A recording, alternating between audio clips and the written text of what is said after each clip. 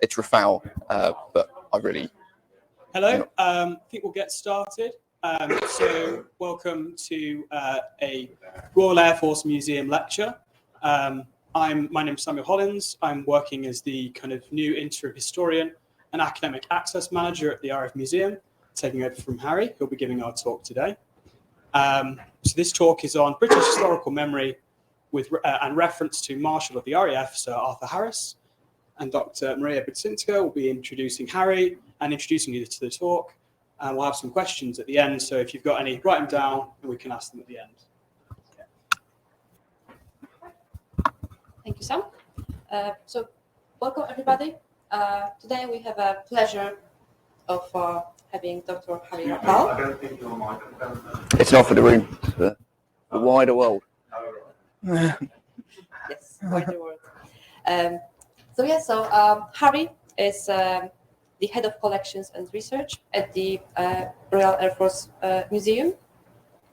He holds a doctorate from the University of Hull, where he written his thesis on the RAF and Luftwaffe during the evacuation of Dunkirk. He's also an ex officio committee member of the RAF Historical Society and the Royal Aeronautical Society Aeronautical Heritage Group. So he's extensively published on the Third Afghan War, the RAF in the Battle of France, and the online development of the Ministry of Defense and Armed Forces. And he has recently published a book on air power and the evacuation of Dunkirk, which was released in 2021. So today, as was already mentioned, he will give us a talk on the British historical memory and reference to Marshal of the RAF, Sir Arthur Harris. If you have any questions, please leave them to the end, and we will take them after he's finished talking. Harry? I've got the lapels, I'll crack on. Well, thank you very much, Maria. It's a real pleasure to be here. So we're also joined online from around the world. So it's always delighted to speak to a global audience. But if that wasn't the case, being able to talk to just all of you here in Wolverhampton would be pleasure enough. But yes, I'm really pleased to be here. I've done a few lectures with Wolverhampton. It's the first time I've had the chance to speak here. And really, this paper came around from another one of our lectures where Alex Halls mentioned early on that Arthur Harris was called Butch or Butcher. And I said to him afterwards, I don't think that's true. And having said that, I thought I really need to go away and actually do some research myself rather than just call up some young researcher who's said something perfectly innocuous and I then to bullied him afterwards. That didn't seem fair. So I thought I'd put my own neck on the line and tackle the topic. Because Sir Arthur, commander of Bomber Command from 1942 to 1945, does remain a deeply polarizing figure. During the war, Harris became known as Bomber Harris to the British public, and indeed around the world during his time in command. And it's that identity that has often remained fixed in the popular public perception of Harris. But as well as being the focal point for the debate around the ethics of Britain's bombing campaign and a controversial figure for the success with which he directed his forces, Harris also remains the subject of a great deal of mythology. And it's these misconceptions which surround Harris as both a man and a commander, which I want to talk about today. And it's the case that these myths exist despite the voluminous works which have been published on Bomber Command and Harris himself. And that divide in perceptions which exist around Harris was sharply seen in 1992 when the statue for Arthur Harris was unveiled and was defaced. Subsequently, afterwards, someone paid it shame, but during the ceremony of unveiling, there was red paint thrown. And there was a sharp divide within the crowd, those who had turned up to honour Bomber Command and indeed their commander, and those who saw Harris as being something which had been an ethical wrongdoing by Britain during the war. And national newspapers received letters expressing disbelief and disgust that the man who had been responsible for directing his force to acts of destruction devoid of military value was to receive a memorial. And there was a trend amongst these critics to see a memorial to his crews as being justified, but to the commander as not being so. The names of the instigators of the Bob Barrett should forever be unmentioned, is one of the letters. Now, of course, there were also letters which were sent back, including by the head of the Bomber Command Association. But that divide still exists. It may have abated in heat during the intervening years, but it remains there. And there were renewed calls for removal of the statue in 2020. And you might remember that wider trend of debate around taking statues down. Harris did get captured into it. The National Trust updated their website at the time to cover that controversy. And the 75th anniversary of Dresden saw a similar debate emerge online. Harris was not overtly prominent during the debate on the social media sites. However, there was a presence, and where he was there, he was being criticized for being wedded to area bombing and resistance to all attempts to divert his forces to other targets. And the raid on Dresden is a unique point of controversy. And it's not one that I can go into in detail here, but it's also representative of the controversial view of the British bombing offensive. And as the Second World War ebbs into the distance, that mythology around Harris becomes increasingly problematic.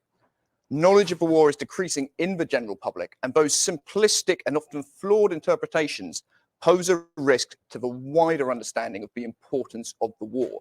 And I think there's a real danger, particularly around Dresden, of the equivalency of what Britain was doing being drawn with what Germany did. And we need to counter that quite strongly.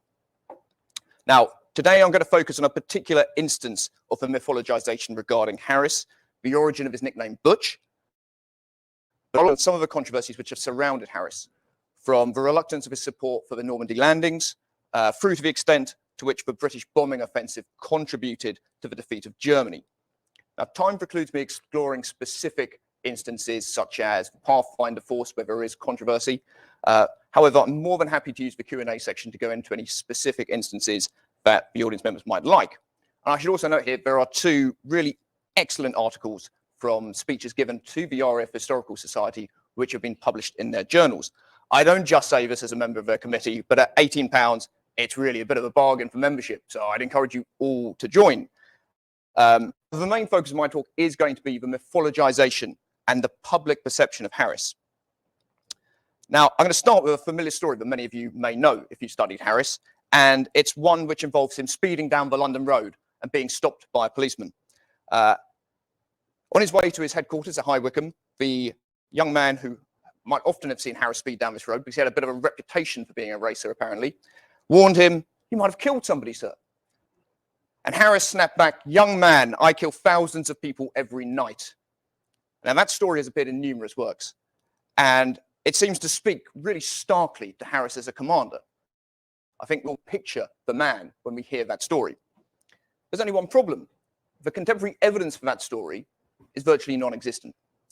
The story is apocryphal. It can be attributed to James Pelly Fry, who was close to Harris, but he publishes it in his book Heavenly Days in 1992, a long time after the story first appeared, and a great deal of time had passed, and he'd been often asked, "Is that story true?" And we all know how memory works. It gets embedded into you. There's a real danger that we are buying into a story which never happened. It might be representative of something very similar which did happen.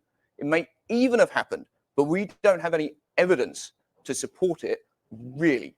It's very, very tenuous, the evidence that exists. But yet it's been circulated and published widely in histories which have been hailed as authoritative. It's a great story, but one that in accepting unquestioningly leads us to a simplistic, distorted perspective of Harris. Now, historians examining Bomber Command and Sir Arthur Harris have also accepted, without first critically reviewing, the claim that Harris was known by his crews as Butcher, which was typically shortened to Butch. It is not argued that the term Butcher came from the deaths Bomber Command was causing in Germany. Instead, the suggestion is that this was dark humor on the parts of the crews, given their mounting losses during Harris's command. There is, however, again, no contemporary evidence offered by historians that Butch was a shortening of Butcher, or that the claim this was a reflection on British losses and not a result of a destruction being brought on Germany. And the uncritical acceptance of this point within the historiography extends to historians who are very diligent in their work, such as Henry Probert, who produces a very balanced biography, mainly as an attempt to counter what he sees as very negative retelling of Harris's story. Even so, he buys into this account of Butcher being a shortening, Butch being a shortening of Butcher. However, even if it were to have been a shortening, I would make it really clear the two are never interchangeable. Crews never say, "We called him Butch or the Butcher at the time. He was only ever Butch. They were not synonymous. And historians have frequently inserted that was the case, but they were synonymous. And establishing the origin of his nickname enables a record of how Harris was perceived as a commander by his crews, and by examining the manner in which the point has been accepted in the historical works, allows us to better understand the histories which have been produced and have in turn shaped public perceptions of the Second World War and the British bomb in the Second World War. Now, by the time Harris was appointed as Bomber Command, Butch had emerged in Britain as a colloquial nickname, meaning tough, brisk, masculine, or powerfully built. Originating in America, where it was used more frequently, the etymology of Butch is derived from butcher. And that's, for those of you, I think most of you here will know that Butch Cassidy and Kid. Was this just a gratuitous way of getting Butch Cassidy and Sundance Kid into my presentation? Yes, but the point still stands. It evolved to become a distinct name with a nuance of its own, which was wholly divorced from its meaning of butcher. For instance, Rear Admiral Lewis M. Fire, who most of you will not have heard of, was in the US Coast Guard and basically did training. He didn't do a huge amount in terms of war effort where we would say he was a butcher. He was just a tough guy. He was called Butch. This applies to various characters which have emerged in fiction as well. It was beginning to be used as a common name. For instance, the child comedy duo of Butch and Buddy appeared in at least a dozen films between 1940 and 1943, including the 41 Abbott and Costello film In the Navy. A separate Abbott and Costello film, Keep 'em Flying, includes Truman Bradley playing a character called Butch. Again, nothing to do with any violence or his character having sort of tendencies of being a butcher. And another prominent Butch, whose name is applied without a butcher connection, appeared in the 1942 Universal film Butch Minds the Baby, which was adapted from the short story published in Guys and Dolls, which of course is more famous for the eponymous musical, which subsequently appears.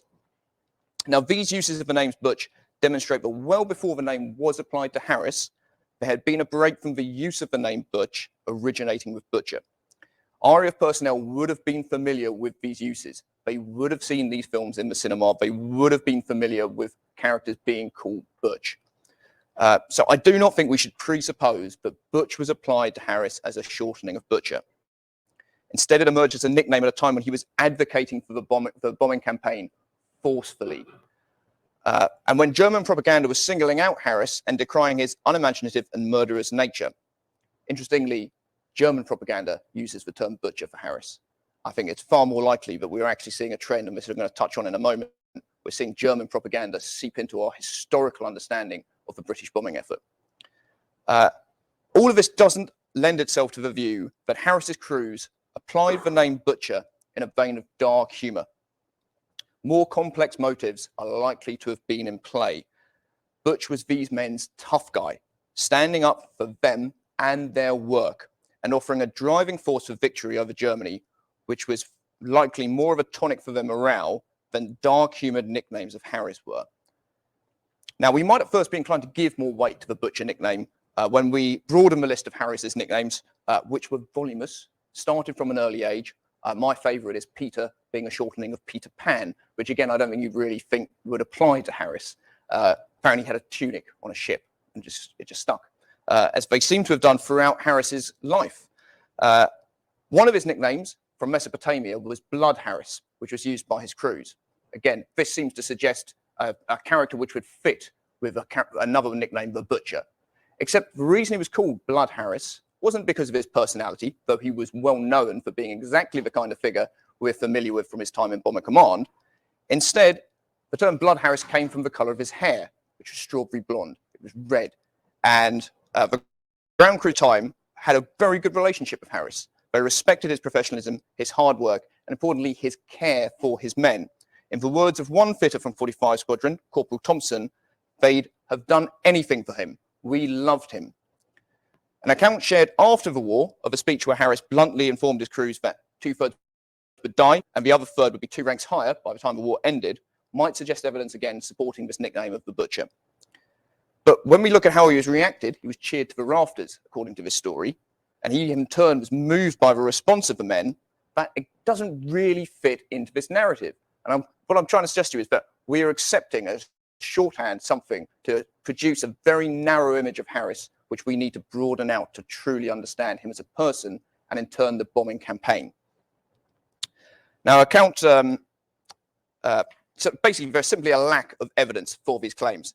And the post-war explanations which have emerged from the Butcher theory need to be treated with skepticism, as all of the men who provide it, and there aren't that many, will have absorbed the prevailing narrative of Bomber Command and the dubiously of its ethical bombing. They've brought this into their memory because it's been repeated ad infinitum in the intervening period. In the immediate aftermath of the Second World War, Butch was not a term that was being used widely in public in connection with Harris. He remained Bomber Harris in the public eye. As Harris worked towards the publication of Bomber Offensive, the publishers asked to refer to him as Bomber. And this met with no objection from Harris, who did not mind whether publishers call me Bomber Harris, so long as they do not call me Ginger. No mention made to Butcher. During the early period of 1942, reports in certain newspapers did make use of that nickname, Ginger, as well as Bert, which those more familiar with him were allowed to call him. And Harris did not appreciate the use of either of these terms. One he took as plain rude, and one as being too personal. Subsequently, Harris came to be referred to as Bomber Harris in public and as Butch among his crews. In both cases, the popularity of the terms matched Harris's increasing prominency for the advocacy for the strategic air offensive against Germany. The aircrew of Bomber Command were aware Harris was championing the air war against Germany. Harris's assertive claim that Germany would reap the whirlwind, and his continuing hell for leather advocacy of his command and strategy at a time when the RAF was increasingly becoming a more effective offensive force, typify the type of character of whom the epithet Butch would be applied. The New York said the following description of Harris: he is 50, he hates red tape and likes men who know their job.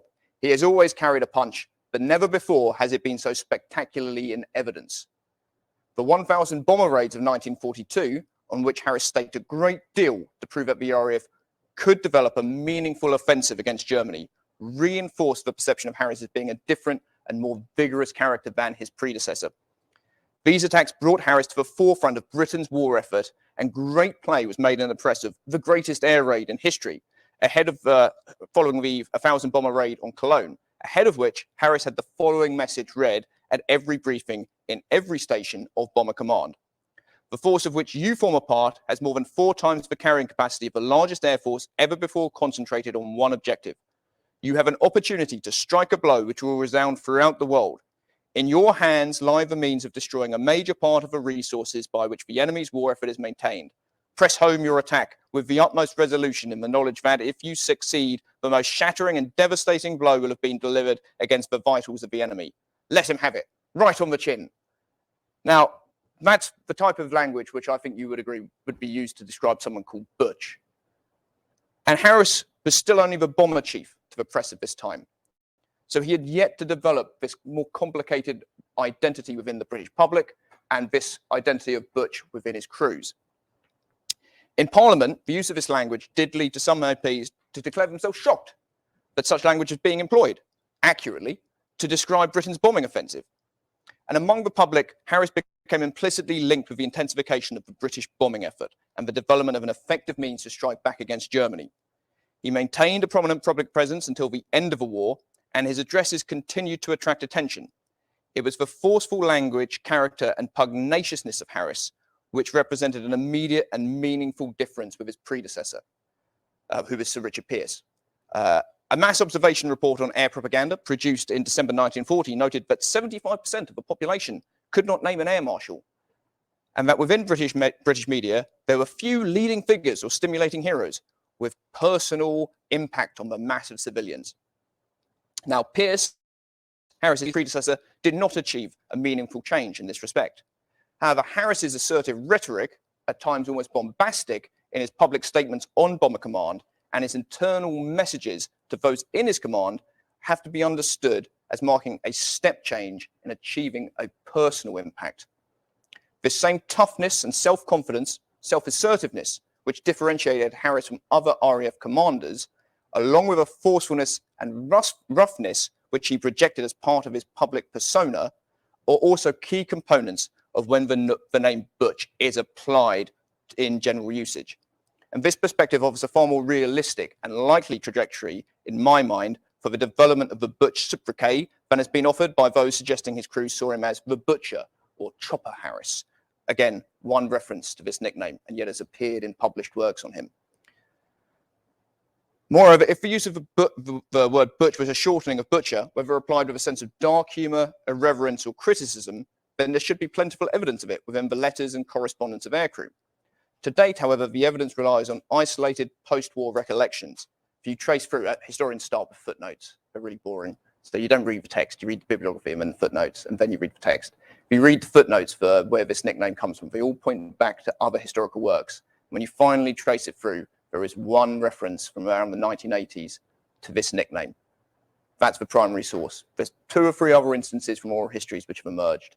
This is not, for a force which lost so many men and had so many men serve in it, enough evidence to really justify the claim that he was seen as butcher, chopper, the man who was killing them off with dark humour. It doesn't stack up. So this the evidence is scant. Most notably, of these claims, the most forceful is by John Searby, who commanded 83 Squadron in the Pathfinder Force during 43-44. And he claims Harris was commonly referred to as the Butcher by his crews. Again, evidence doesn't exist for this. In the case of Searby, he made that claim 40 years after the event, and we have to treat that skeptically and weigh it against other accounts that suggest the term was simply not used. And the contrast with how he's described by other old lags from the force, who wrote personally to Harris as one of the greatest that ever lived, to share their feelings, suggests this is not a widespread view being held. And one such individual was Gordon Murray, who served in Bomber Command, was shot down in March 1943, where on the return from a raid on Duisburg, and 3 of Murray's crews were killed. 1 was wounded.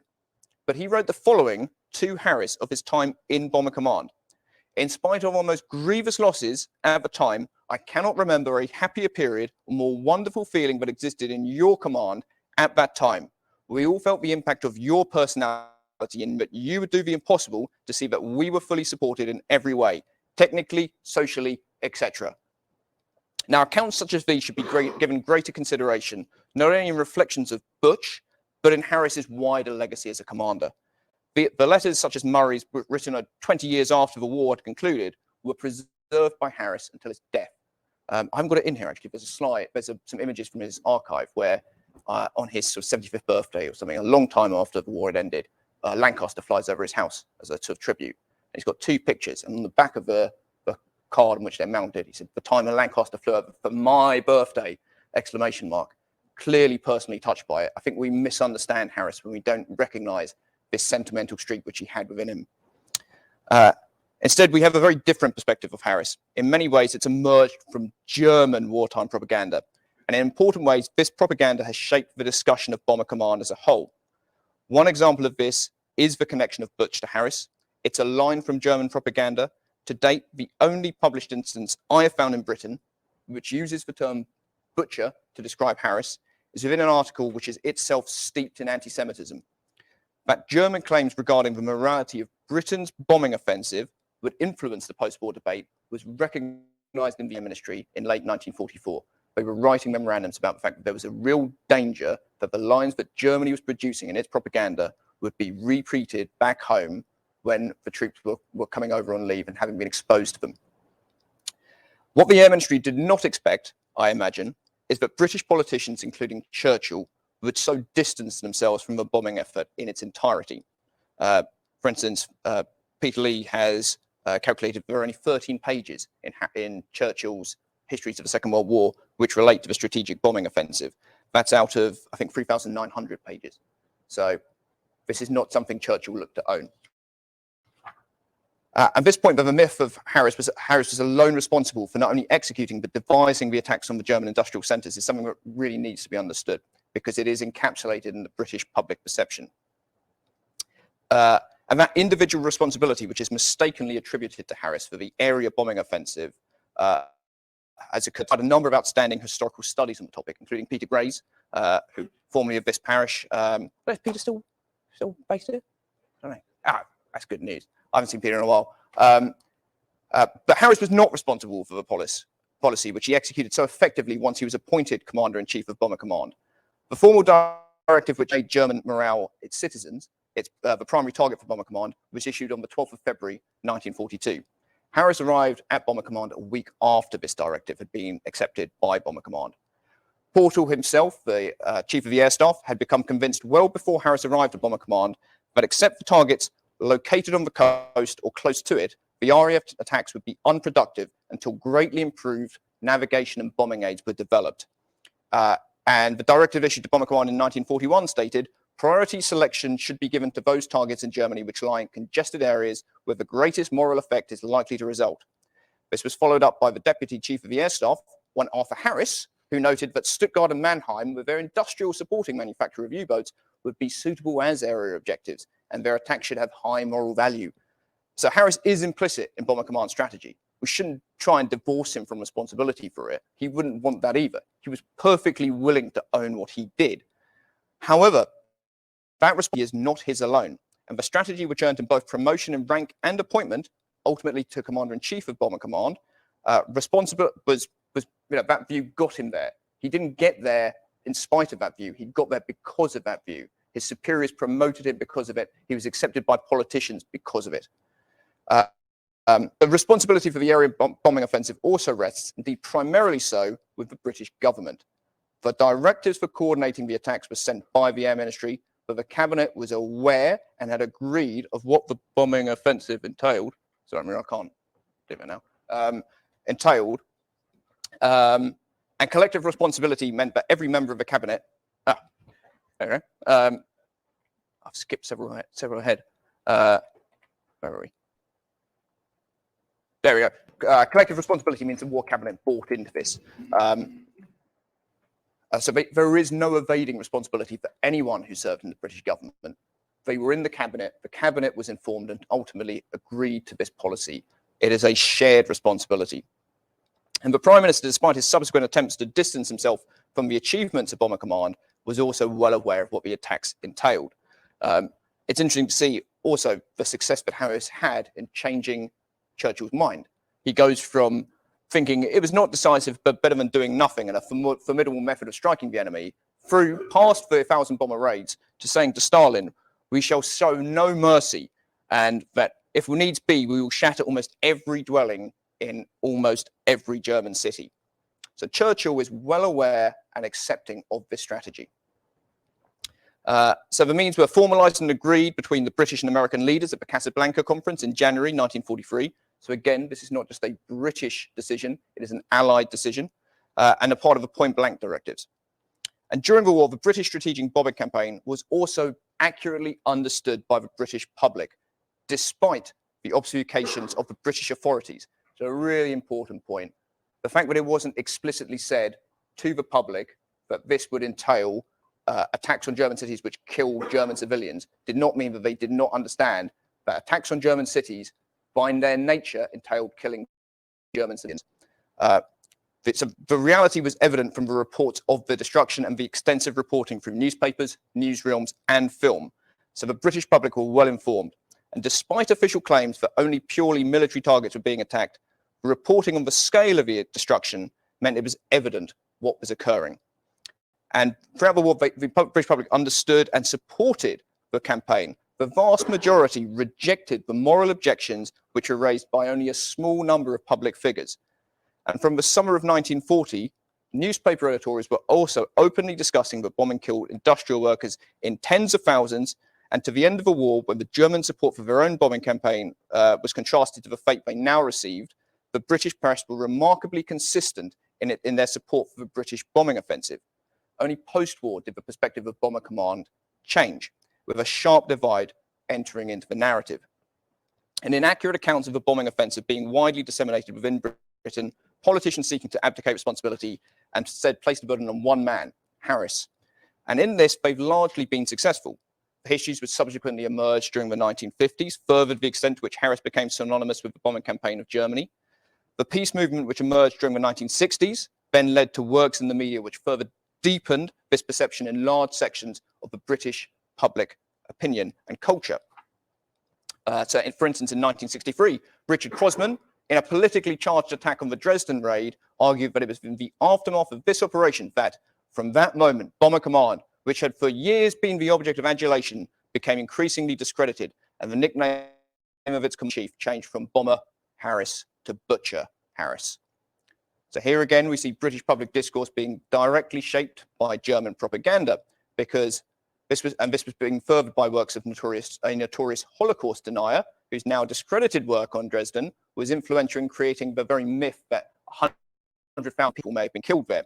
Again, a German propaganda figure. The result of these works and the prevailing public perception of the war in the 1960s led to the method pioneered by Bomber Command being directly linked to the conflict of that age. Both conventional and nuclear. And Hochhoff's Soldier, an obituary for Geneva, in this work, the strategic air offensive is depicted not as a bombing campaign against industry, but solely as the exporting of bombs. And Hochhoff directly links Harris's destructive techniques to the then present, with one of his characters arguing that what Harris did 20 years ago has become the ABC of the airmen of today. And that's stated by character 2, and imagine Harris. Harris objected to this depiction of himself at a time when the law allowed you to refuse rights to have somebody publish something if it represented you. So understandably, Harris told them to do one, and they then tried to get around this by saying it isn't actually Harris, it's just the warped imagination of this airman who's been injured. Didn't actually fly, didn't pass. Hochhoff subsequently sued for claiming that one of the pilots who was flying the aircraft in which the Polish General Sikorsky was lost, had been a part of a conspiracy with Churchill trying to kill him and assassinate him. So he was sued for defamation and lost a lot of money. But Hoyf also explicitly compares Harris to the attritional generals of the First World War, describing him as the archetype of such commanders. Before that, he has a fictional Churchill stating, "Our own pilots are now so stoical that the only comparison I can find for their courage is the doggedness of the men on the Somme. 30 times they have to keep their nerve before Harris will take them off these operations." And this work had a great cultural effect, having been linked to the censorship debate and originally blocked from production as a play which was to be directed by Laurence Olivier. So this view of Harris as an uncaring leader and an archetype of destruction has been progressively developed and become linked to the anti-war interpretation of the First World War. And indeed, when the memorial to Harris was erected outside St Clement Danes, a report in the Times reflected on Harris's legacy, stating that within Bomber Command, there were concerns for the force's attrition rate, with the result that Harris was dubbed by some the Butcher, with a mixture of pride and horror. I've explored the question of Butcher enough, but the value of identifying a line of thought regarding Harris there remains, at least that part of the public perception of his time at Bomber Command is that he was wasteful of the young lives which were put in his charge. Interestingly, of course, the strategy Harris advocated emerged from a desire to prevent repetition of the loss of life experienced in the trench warfare of the Western Front. Now, Harris understood that the operations he undertook would carry a cost. So here's some examples. I apologize to any of you who don't read Peter Hitchin regularly. It's never nice to expose people unwarned to the Mail on Sunday. I should have perhaps put a trigger warning beforehand. But this is pretty representative of how Harris is viewed in the wider public media now. Somebody who was simply wasteful, attritional, detached from the realities of war, a chateau general in his own right. But he understood that these operations would carry a cost, and he wasn't careless with the lives of the men under his command. He consistently pushed for them to get the best equipment possible, and that effort should be taken to provide them with the best equipment, not only so they got the greatest results for their time over Germany, risking their lives, but so they were not tasked with operations which carried risks beyond which they shouldn't be asked to face. And as aircraft became outdated in Bomber Command, he pushed for them to be withdrawn from operations. And this was despite his need to expand his own force. So he was willing to sacrifice the operational needs of the command when he believed it wasn't justified to put those men at risk. So in spring 1944, having already been forced to withdraw one of the 3 4-engine heavy bombers, the Sterling, Harris was confronted with increasing losses with the Merlin-powered Mark IIs and 5 Halifaxes. And squadrons equipped with these variants had not had good winters, with increasing losses having an impact on morale, target accuracy, and an increasing number of early return from operations. And following one raid on the 20th of February, where around 15% of these types were lost, he withdrew them from further operations over Germany. He was willing to accept that would have a temporary reduction in his striking capacity because he thought that the risks were no longer justified. So I think where this gets troubling, however, is whenever you deal with somebody, it's difficult not to end up sort of beatifying them, making them a saint in their own right, which Harris most certainly is not, is when he covers areas where he definitely did make mistakes, such as Nuremberg on the 30th of March, where he sent off his crews in ideal conditions for night fighters, given the moonlight and lack of cloud cover. And he argues subsequently that the surprise is that more mistakes of this kind didn't happen. It's not really my fault. You have to try and keep the enemy off guard. It almost gets close to this sort of Blackadder parody of a First World War general being like, the one thing they wouldn't expect me to do was to fly at night where there's perfect conditions for their night fighters. You have to take these risks. It's one of the sort of post-war justifications, and that is deeply troubling. That lack of contrition, I think, when you engage with Harris, does sometimes really get in your teeth. But also, there's a necessary survival technique for a commander who is seeing so many men die under his leadership. And I think we do actually need to be more sympathetic when we deal with this character. Because what can seem objectionable in the present, so far removed from those events, is very different to somebody who's still deeply in those decisions which cost so many lives. Now, Max Hastings, in his influential work on Bomber Command, argues Harris was fatally isolated from the front. And again, we see a reflection of his buying into that original argument of the speeding Harris dealing with a policeman, which appears in his work. There's a caricatured image of Harris, which Hastings produces, where he is just this fiend, this bully, this tough man who doesn't have any contrition, care for his men. Very inaccurate.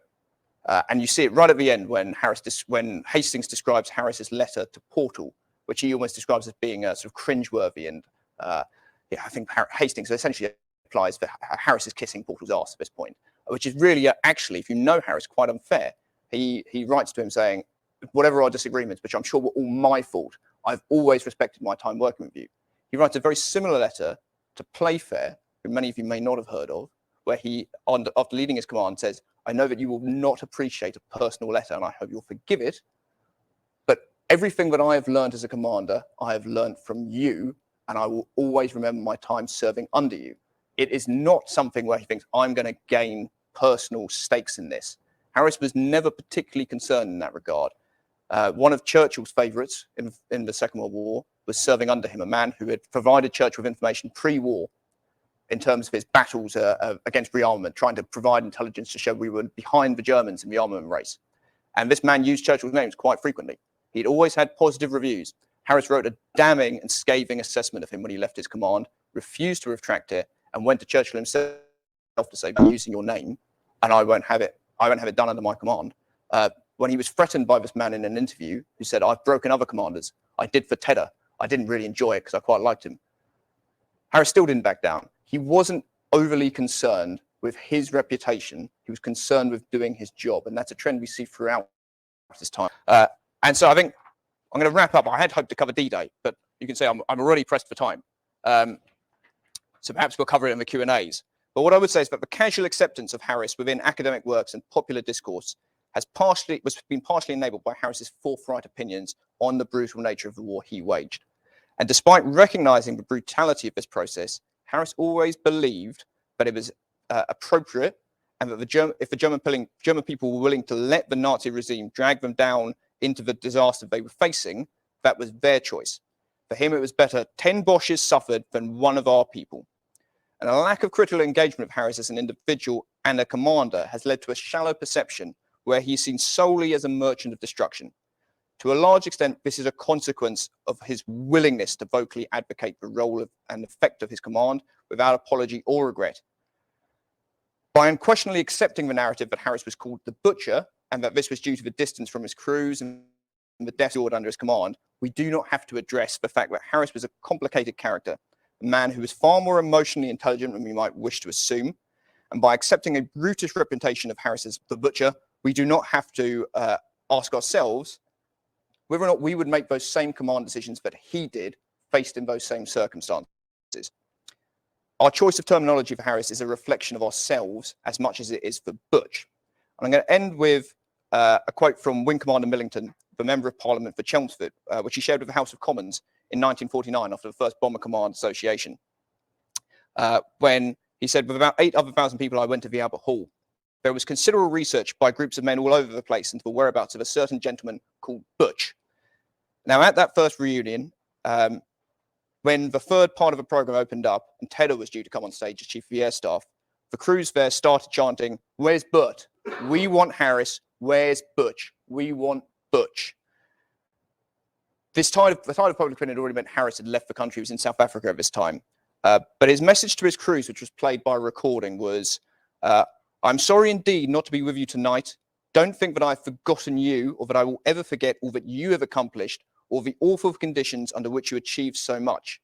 Others may forget, but I will." And I think that's the point I'd like to end tonight. So, thank you very much.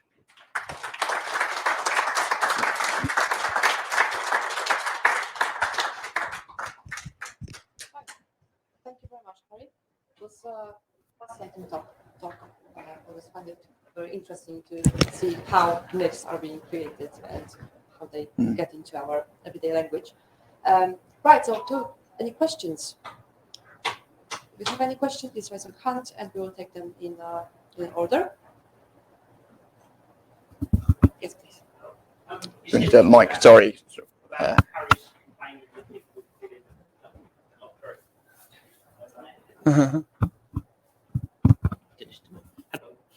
You said about Harris complaining being called Ginger, which back in the 1940s had other connotations.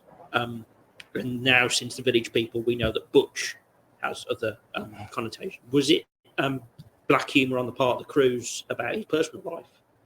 I don't think it was.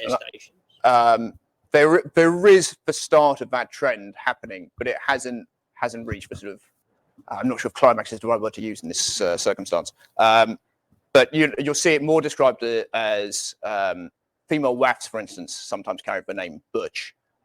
Again, it's the manliness of it. So I think it's not a question of his sexuality, but what I would say is more research has to be done in this area. Proving a negative is very difficult. So I don't want you to think, having said all this, there is absolutely no chance that somebody couldn't go away, do the research and say, actually, that's complete nonsense. He definitely was called Butch as a shortening of Butcher. And if that happens, great, because what needs to happen is more true engagement of Harris rather than just repeating the same myth over and over again. Okay, thank you. There were some, yes. Would you like to bet on D-Day? I think brief is not the word that I would use. But what I would say, I'll skip back to a slide I wanted to show up, which is from Eisenhower. And Eisenhower afterwards is both in the immediate period and 20 years later, very fulsome in his praise for Harris. And this idea that Harris was reluctant to support the invasion of Normandy is, again, it's somewhat of a myth. He certainly thought that there didn't need to be a landing in Normandy, but given the chance, and if the Navy and the Army stopped wasting all of the RAF's resources, that they alone could defeat Germany and make the invasion of Europe a police action. And in the 15th of May, he essentially says that in a meeting which Alan Brooke attends. And Alan Brooke writes in his diary, Harris turned up to tell us that he could get on with winning the war if it wasn't for all of us distracting him. Which is typical Harris. You know, if you've read much about him, that will strike you immediately. His hyperbole is both a joy and a frustration because he's a wonderfully entertaining character, but it also is often quite counterproductive in terms of the strategy he wants to pursue. But yeah, the support that Bomber Command gives for D-Day is pretty extensive. They wreck most of the transport targets they've been assigned. I think they have 37 given to them. They take out 22. There's another 10 which are so severely damaged they're not really usable. And the transport network of France from Germany is wrecked. So D-Day stands because of Bomber Command's support. Eisenhower writes afterwards that the bombing of Cayenne was an eye-opener for him. He hadn't realized what he could do. And that same support keeps on happening for the land battle.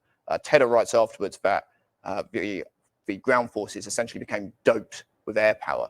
You know, they wouldn't go anywhere without getting air support first, but both tactical and also from the heavy bombers. During the Ardennes offensive, over 4,000 sorties have flown in support of the land forces by Bomber Command. So I think we need to counter this idea that Harris was somehow just utterly reluctant to engage in the Normandy landings. He certainly didn't think it was necessary, But once he'd been ordered to do it, he was active in his support, and he became, I think, in Eisenhower's words, one of the most successful proponents of the team. So yeah, I think really the D-Day landings are an area we should see that narrative tip.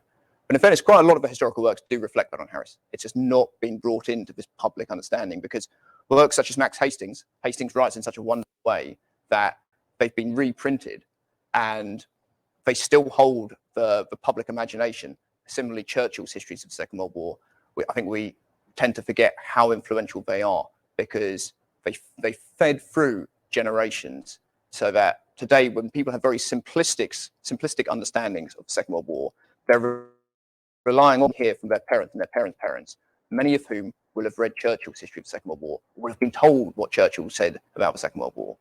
And again, I think we forget at our peril that not everybody in Britain, not even close, understands how the Second World War came about.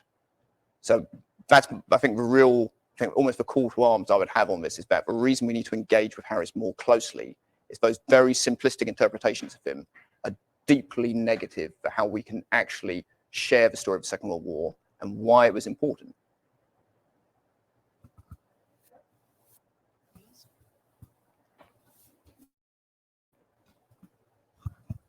Hi there. Oh, hello. Yeah, no, it's on. You're good. So yeah, I missed the beginning, but I wonder, is there there's an apocryphal story about Harrison and an encounter with the police. I don't know if you addressed that, whether they're Started with it, sir. Ah, there you go. And we believe that was true. It was just a very good joke. If you would ask me, I would suspect there is an element of truth in the story, and it has been told and retold so many times to the point where it's this fantastic story that we just take it as read that it's true. But it's far more likely that he was stopped for speeding, and afterwards, I should have told him I kill thousands of people every night. As we all say sort of things like that, and then it gets retold and retold to the point where he snapped off this one-liner. I think it's the truth of it is far less glamorous in reality, I suspect. Thanks very much. I think we have some questions from the crowdcast.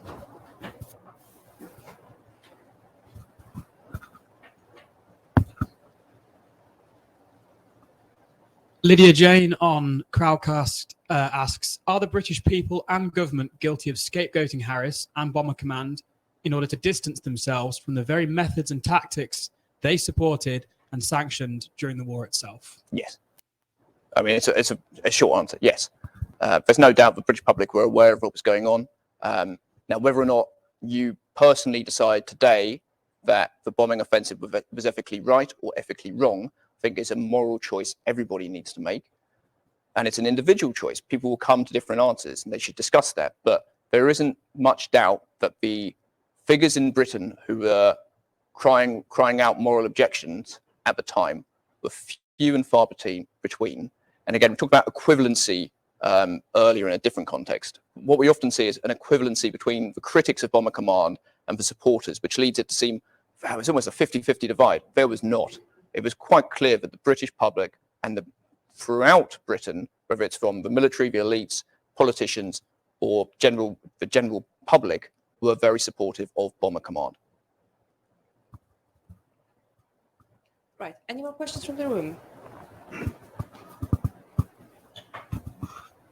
Harry, I think there's a lot of hindsight bias in this, really, truthfully, and considering, well, I come from a little town not far from here where civilians were killed by Zeppelins in World War One, and of course with Coventry, with Birmingham, and with London under attack from German bombers. As far as civilians in this country were concerned, we will give them better than they gave us. So, I mean, that was the attitude, really. But I just wondered whether there was an increase, talking about German propaganda, was an increase in German propaganda once the Berlin Wall came down?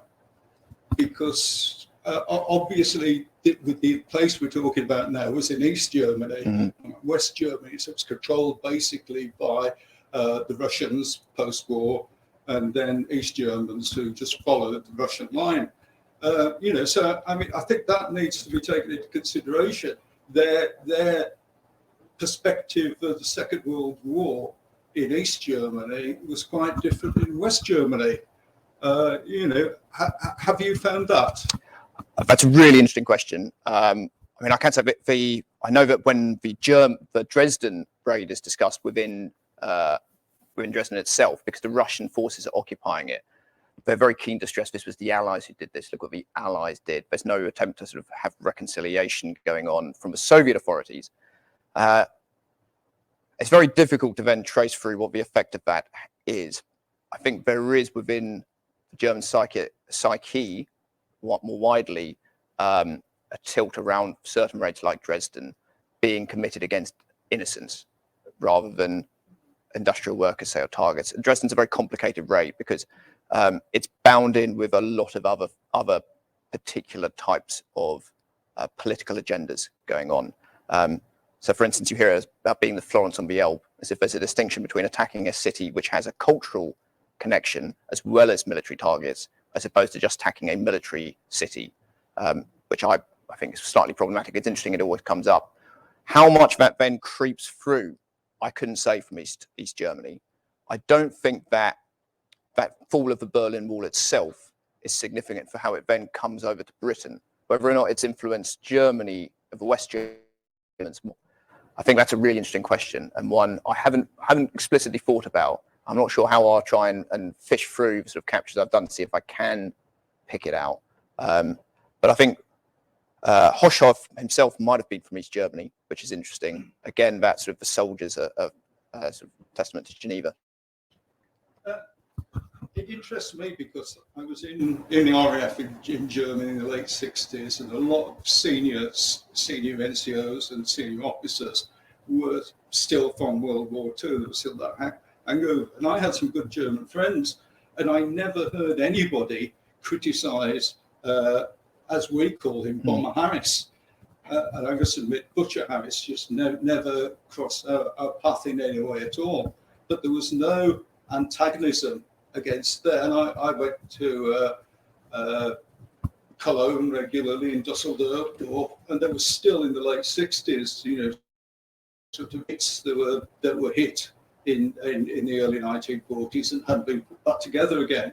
So it surprised me when this whole Butcher thing cropped up and they started desecrating his memorial in London. It was just very, very peculiar. Never come across it before. Yeah, I think it's interesting to see the sort of trends which have emerged, and I think there is a lot of that. The connection with the peace movement at various times is quite strong. So, for instance, it's still the peace movement who are active in calling for the removal of Harris's statue. I think how those bind together is very interesting, and I'd like to explore it more fully at some point. I find the emergence of the nickname Butcher really surprising. I have to say, having talked about it for so long, the reason it struck me so sharply when I've heard it in that talk, because I'd seen it so often, it always bumped me a little bit. And then I heard it, I just don't think that's right.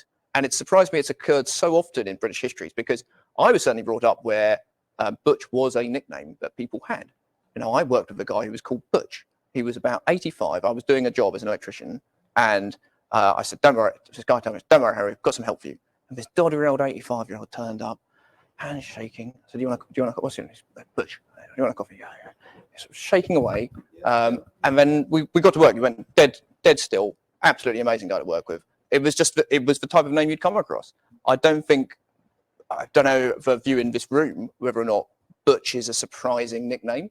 I don't think it is. I think it's very odd. It's been captured in our histories, and I think it typifies so well Harris's historiography because of that. Something which, when we actually engage with it, seems so wrong, has been accepted so casually.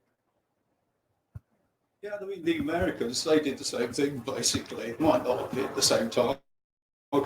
Daylight bombing was pretty disastrous in some places.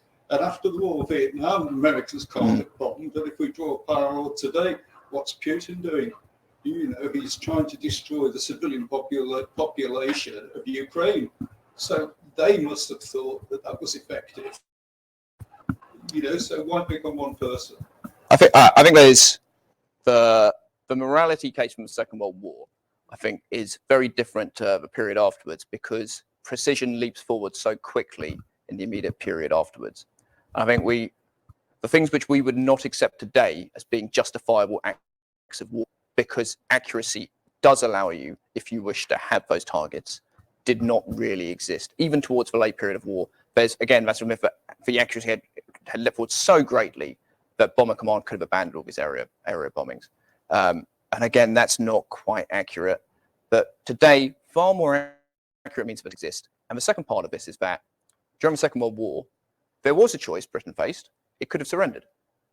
The choice was Britain could have surrendered to Nazi Germany. That's a choice you face in any war. The question is whether or not you are prepared to surrender, and if you're not, what weapons you have to fight back. Now, in the instance of Putin's attacks on the Ukraine, it's a very simple choice if he doesn't want to attack civilians. And it's not actually very difficult for him to not do it. He could not continue the fight in Ukraine.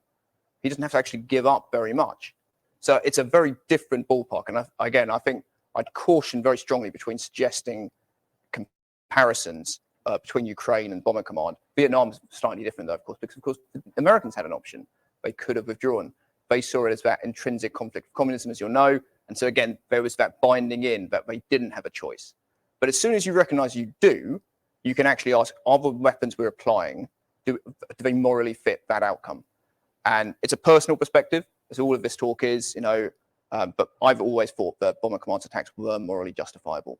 So that's the opinion I stand on. I'm always happy to talk about it. I often do talks with halting cadets, and I ask them this question. A lot of them at the outset say that they don't think it's morally justifiable, and that's perfectly fair. It's a personal decision. I always think the 4 or 5 out of the 100 who stick their hand up, and good for you guys. Interestingly, when I asked them who's the first chief of the air staff, they're all supposed to know it. It's supposed to be Trenchard. That's the one thing they're supposed to get out of the talk at the end of this, actually. So they go away knowing Trenchard, and boom, as his nickname. But when I say who was the first chief of the air staff, they say either Dowding or Harris. And that point that from the 1940s, most people couldn't remember the name of an air marshal. It's still very true for the Second World War. I doubt very many people in Britain could name an air marshal now. So, yeah, I think it's complicated. What we should say about Bomber Command, it's complicated, and we should talk about it. Okay, we have some more questions from the Crowdcast. We have another question from Crowdcast. Michael Terry asks, I find the debates about Dresden online often devolve into semantic arguments about the meaning of the term war crime. Do you think war crime should be primarily a moral or legal term? And would you hold Harris responsible for any such thing in either sense? So kind of building on that conversation you've just had. So very quickly around that, no, I don't think I would hold Harris responsible for that, because those terms hadn't been laid down in law, and for those reasons I've just said around the ability of accuracy and what I would consider to be reasonably justifiable in any war. And that justifiable action in a war is crucial to the war crime case, which is often missed out. We perfectly accept that siege warfares have always contained high levels of casualties. If the besieged force isn't willing to surrender, they will suffer heavy casualties. We understand that's the nature of war. I think by the time that the Second World War has arrived, both sides know it's going to be a total war. There's a lot of talk in Germany as well as in Britain about what total war entails.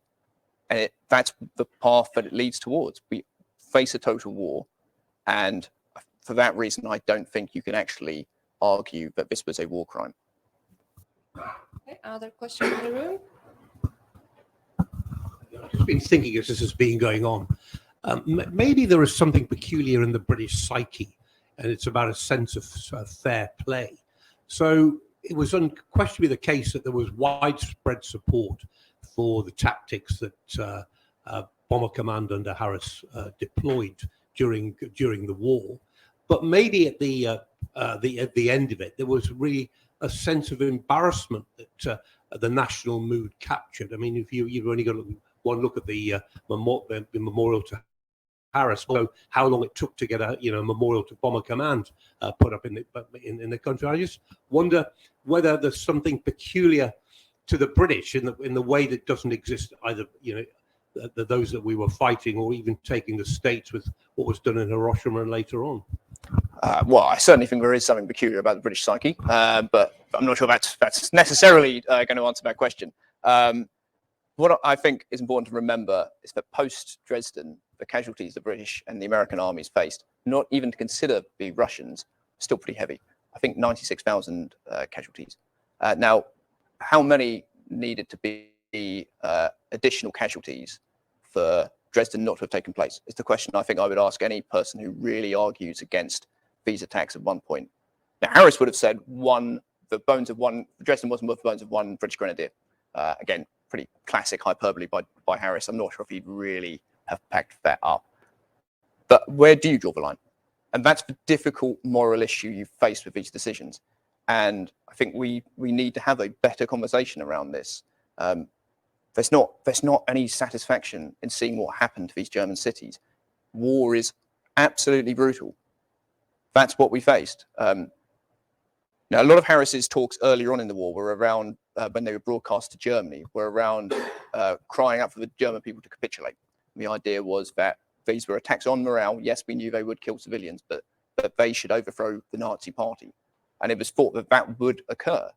Now, partly because of the Total War Declaration, partly because that's not how populaces respond to those sorts of attacks. It doesn't happen. But again, Germany had a choice throughout this war. And I think that's the question we need to ask. What is the casualty figure you would have accepted not to have undertaken these attacks from, say, February 1942 onwards? There's another question from the cast. So someone with the username of just T, so I don't know who that is, but just T asks, were the US bomber chiefs similarly tarnished like Harris was, and if not, what were the reasons for this? Well, of course, the Americans could drop a bomb in a pickle barrel. So, they were wonderful. And the 8th Air Force, of course, defeated Germany economically, destroyed its oil industry, and really remember it daily to thank them. In truth, a lot of our understanding of the bombing war comes from the US strategic bombing surveys, which if it's too long, didn't read, can essentially come down to USA, USA, USA. And, the 8th Air Force were remarkable in achieving what they did in 1945, and indeed in 1944, their attacks on the aircraft industry. We misunderstand the bombing war when we don't include Bomber Command as part of that story. It was integral. The Romanian Air Force in 1944 has no aircraft which can be used as night fighters or as types which are being used as night fighters. So if the airframe was also being used as a night fighter, it did not reach Romania. They had a deficit of thousands of aircraft. That's the consequence of Bomber Command's attacks. We don't talk about it because what those forces would have been doing is protecting the German shipping on the Danube and the Black Sea. And a lot of the attacks made on those ships where losses were incurred and their ability to move oil and other transportation goods from that area and support their forces operating along the coastline. Who was undertaking those attacks? The Russians. And we, again, have a very simplistic understanding of the war on the Eastern Front, and it's bound into this whole picture. So it hasn't really happened to the American Air Force. I don't think they have been as discredited from the Second World War, no. Okay, another question from the room.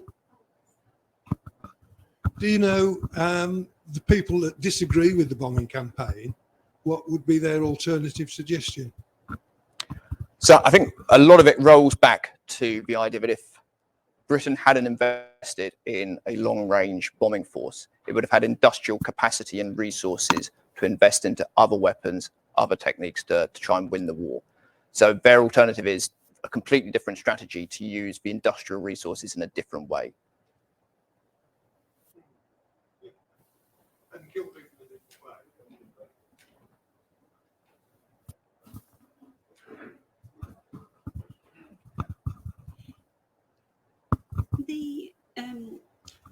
There is a new Bomber Command memorial in Lincoln. I think it opened about 4 years ago. Do you think that shows more of an acceptance or change of opinion by people that this has come about, please? Yeah, I think it's interesting to see the memorialisation of Bomber Command as well. The Lincoln one's a good example. The one in London, for instance, I think it shows that it's still a very starkly divided debate, that there are people who are fierce proponents for Bomber Command. And in the discourse on Dresden, I mentioned sort of social media capture. There are also people who argue forcefully on social media for Bomber Command's actions. So I think it shows that there's still that sharp polarization of British public opinion. That it's increasingly outlying, and that middle ground is generally occupied by people who have very little awareness of Bomber Command and what it did. And I think that shows the importance of memorialization, also shows the importance of having the debate. But I do worry, I think what, in 10 years' time, when the people who put that memorial up may have gone, what the discourse will be in that area. Lincoln's very different because it is bomber country.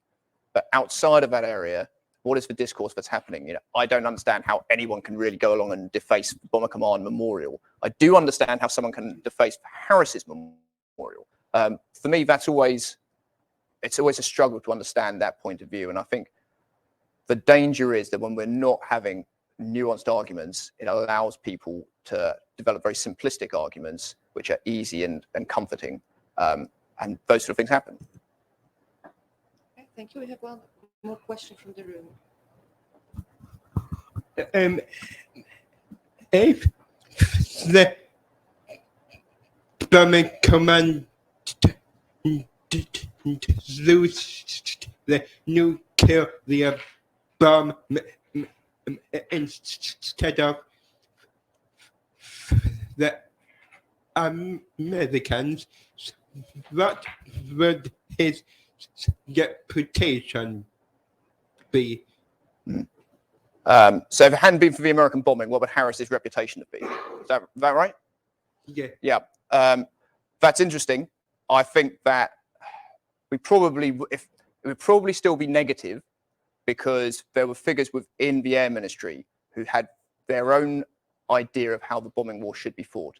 There were proponents for the oil campaign and for the transportation plan who were real advocates. And for instance, for the transportation plan, I think it's Zuckerberg. It's not Solly Zuckerberg, who does the review for the British.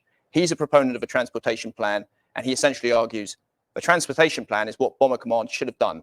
This wasted effort on the area offensive was not helpful. Similarly, proponents of the oil campaign, I think it's Buffton, is also involved with the Pathfinder Force. They write the note for Harris's dispatch. And again, well, he doesn't write it, but he feeds heavily into the person who does write it.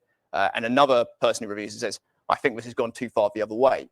But anyone who read Harris's dispatch after the war would first have had to read this cover note, where essentially it said oil was the thing we should have gone and attacked. The area offensive dissipated our ability to attack German oil targets.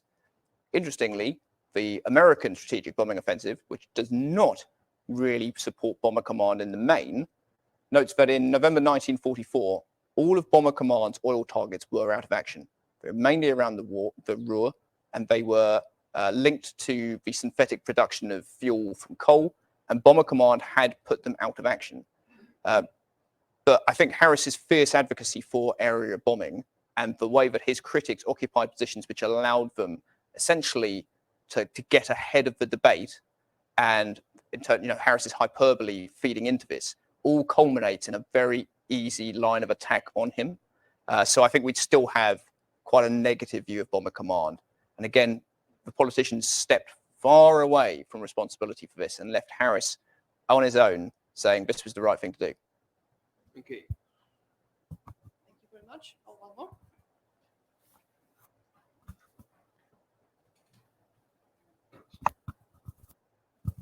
Another viewpoint could be that Bomber Command actually brought the war to a quicker end. So you could balance that up with actually saving the lives of people. But again, I know that's a very broad way of looking at their effectiveness, but there must be some truth in that. Mm. What do you think? Whether or not it shortened the war as a whole, I think the British bombing offensive, along with the wider strategic air offensive, yes, it undoubtedly did contribute to the defeat of Germany. The point at which you can say there were diminishing returns, that's where the debate gets messy, and it is not an easy or simplistic answer to give. So I think we need to be careful when it comes to Bomber Command, also of not looking at it through rose-tinted spectacles and saying quite forcefully that some of its attacks were misjudged. You know, it probably could have been doing other parts of its strategy better towards. But you then have to, as the general said, what would they have done alternatively? And you have to pick it out, and it's very hard. So it's not an easy conversation to have. That's what I'd say. We need to recognise that it is difficult. Right. So another one from Crowdcast. My Crowdcast asks, it's just jumped. He said, this may get answered, but I'm curious if there are any studies comparing civilian casualties between RAF and US heavy bomber offences to kind of build them on. I'm not sure if there are. Not that I've come across, which is not to say that there are not. Dividing out where those losses would have occurred and when would seem problematic and difficult. Right. I think we have time for one more question from the room. Thank you. Could this, I'm an academic at this institution, and I'm reminded of a saying that we have that public money comes with blame attached.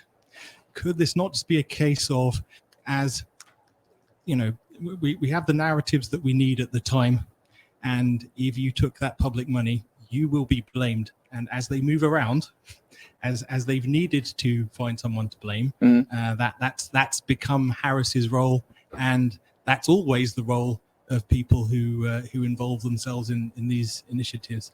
I'm kind of reminded, when I was growing up, we had what we called the Alsatian dog, as opposed to the German Shepherd, which I later learned was an overhang of the war, because you know that these dogs were German. When it wasn't a convenient part of the narrative, people wouldn't want to have them in their homes. Is this not just a manifestation of the same thing? And some of the things that you're talking about now, with the kind of the wild narratives you get, is this not just a fact that narratives now, because we have many different forms of media, are just wilder in general? Maybe. I think the point around with public money comes blame, right? It's something Harris would definitely have identified with. You know, when he arrived at the war, people say, "You're being treated so badly." He says, "I'm not at all surprised. I'm not from England." He's a Rwandan, so I'm not from England. This is how the English are, and that's very much his perspective. He sees himself as being part of the wider British corpus, right? But he is not surprised by the reaction that he gets post-war. And indeed, when he writes to Churchill, he said, "I remember everyone saying to me that they were shocked that you were going to lose, that you were lost. I've been saying to everybody you were going to lose. There's no gratitude in the English." And that was certainly his point of view post-war. I don't think he'd have been surprised. He probably would have said that he didn't care. I think he probably did. I think he would likely be touched to see the memorials which are created to him and his crews in particular. But I think overall, Harris was self-assured enough that he would take it on the chin either way. And he certainly knew that when he was left with the blame, he was holding it. But that was his lot, and it wasn't a surprise. Thank you very much. I think our session is going to an end. Mm-hmm. So please help me to thank you, Harry, once again, for the fascinating talk and the absolutely engaging Q&A afterwards. Thank you very much, Harry. And well, we'll probably be organizing another one lecture, most likely in April. So please keep your eyes open. I'll for that one. Thank you, Harry. Thank you.